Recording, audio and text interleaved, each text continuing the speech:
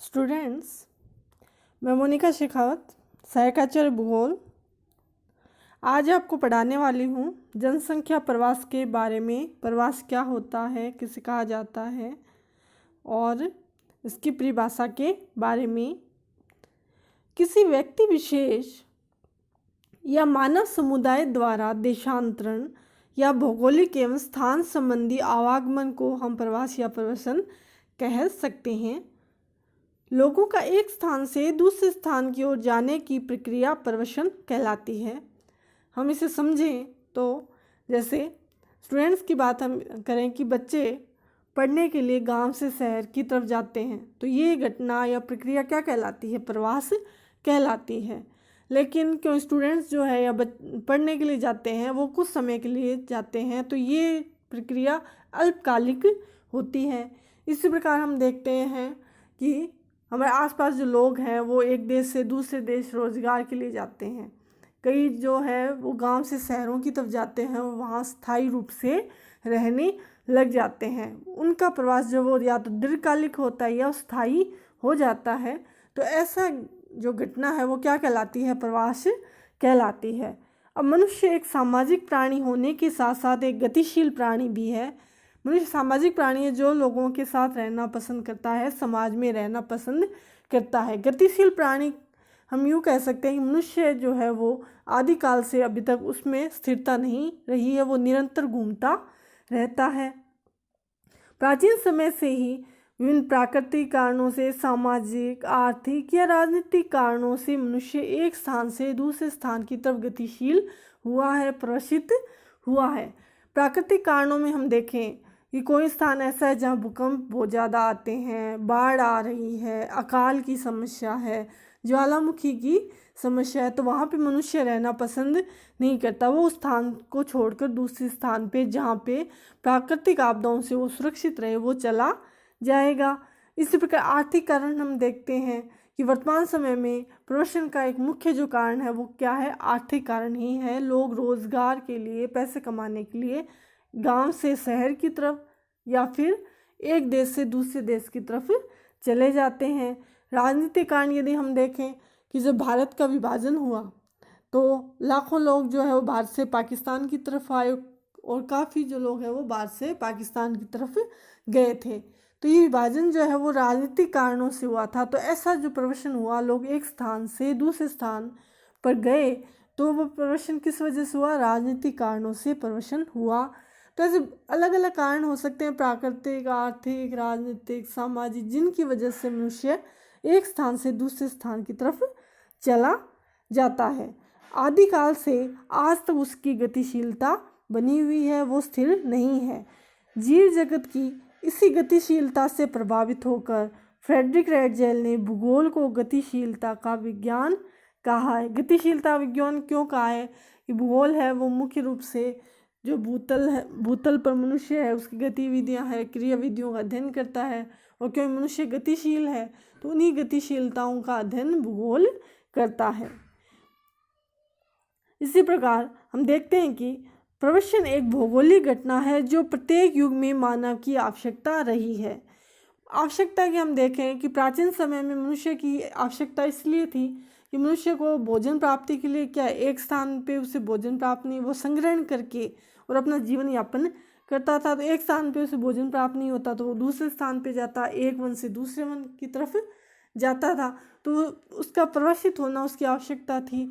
उसके बाद धीरे धीरे जैसे उसने शिकार करना शुरू किया तो वो जो है उनके पशुओं के पीछे जाता था, प्रवसित हुआ। उसने जैसे कृषि करना शुरू किया और पशुपालन करना शुरू किया, तो पशुओं के लिए भी जो मनुष्य है वो प्रवास करते हैं, जिन्हें ट्रांसह्यूमन कहा जाता है। तो मनुष्य जो है वो हर युग में प्रवसित होता रहा है, एक स्थान से दूसरे स्थान पे गतिशील होता रहा है। उसके कारण अलग अलग हो सकते हैं। जिस प्रकार वनस्पति विज्ञान एवं जंतु विज्ञान पादपों एवं जंतुओं के विचरण का अध्ययन करते हैं, उसी प्रकार मानव भूगोल, जो भूगोल की एक प्रमुख शाखा है, लोगों के स्थानांतरण का अध्ययन करता है। ये गतियाँ जो है, गतिशीलताएं हैं, वो मनुष्य के द्वारा जीवन यापन के लिए कठिन परिस्थितियाँ प्रस्तुत करने वाले क्षेत्रों को छोड़कर अन्य अच्छे समझे जाने वाले क्षेत्रों में जाने की मानवीय प्रवृत्तियों को स्पष्ट करती है। जब हम प्रवशित होते हैं या व्यक्ति प्रवशित होता है तो उसके कुछ कारण ऐसे होते हैं जो कि पुश कारण कहे जा सकते हैं, जो उसको धकेलते हैं, बाध्य करते हैं प्रवशित होने के लिए। जैसे एक स्थान जहाँ पे वो रह रहा है वहाँ पे उसको रोजगार के साधन नहीं प्राप्त हो रहे, या वहाँ पे बाढ़ आ रही है, कोई प्राकृतिक आपदा आ रही है, राजनीतिक दृष्टि से वो क्षेत्र अस्थिर है, तो वो उसके पुश फैक्टर हो गए जिनकी वजह से वो प्रवशित हो रहा है। दूसरा स्थान जहाँ पे वो जाएगा वहाँ पे कुछ पुल फैक्टर होते हैं जो उसको आकर्षित कर रहे हैं, उसको बुलाते हैं, जिसकी वजह से वो वहाँ पे स्थानांतरित हुआ है।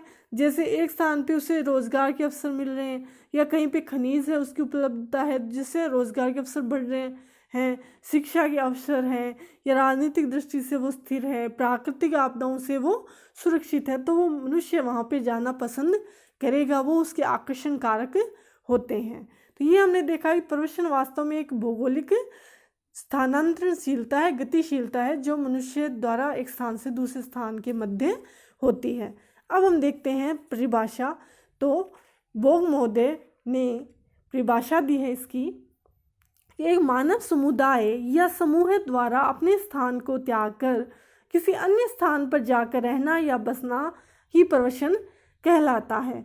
तो इस परिभाषा में हम देखते हैं कि बोग महोदय ने किसी व्यक्ति या उसके संपूर्ण जो परिवार है उसके पूर्णतः आवासीय सामाजिक परिवर्तन को प्रवास माना है।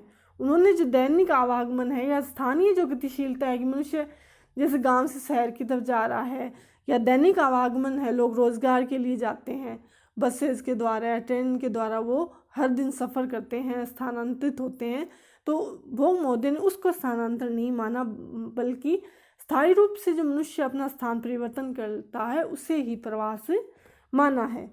अब हम देखते हैं आगे प्रवसन के रूप, फॉर्म्स ऑफ माइग्रेशन। किसी स्थान विशेष में रहने वाले मानव एवं मानव समुदाय द्वारा दूसरे स्थान विशेष में जाने की प्रक्रिया, दो प्रक्रियाओं का संचलन होता है उस समय, और इन्हीं प्रक्रियाओं को हम क्या कहते हैं, प्रवसन के रूप कह सकते हैं या प्रकार कह सकते हैं। पहली जो प्रक्रिया है वो उसका नाम है उत्प्रवास। जिस स्थान विशेष को छोड़कर कोई व्यक्ति विशेष या मानव समुदाय दूसरे स्थान की ओर प्रवसन कर जाते हैं तो उस स्थान विशेष में उनको उत्प्रवासी या प्रवासी कहा जाता है। जैसे भारत के लोग अपने परिवार से श्रीलंका, दक्षिण अफ्रीका, दक्षिण पूर्वी एशिया के जो देशों में स्थायी रूप से बस गए हैं, तो ये लोग वहाँ पे भारतीय उत्प्रवासी या भारतीय प्रवासी कहलाते हैं। जिस स्थान से लोग स्थानांतरित होकर चले जाते हैं वे लोग उस स्थान विशेष के लिए प्रवासी या उत्प्रवासी हो जाते हैं। दूसरा रूप हम देखते हैं आप्रवास। किसी भी स्थान या भौगोलिक प्रदेश से लोग स्थानांतरित होकर जिस स्थान विशेष में आकर बस जाते हैं उस स्थान विशेष में ही लोग आप्रवासी कहलाते हैं। अन्य क्षेत्रों से आकर बसे हुए लोगों को क्या कहा जाएगा, आप्रवासी कहा जाएगा।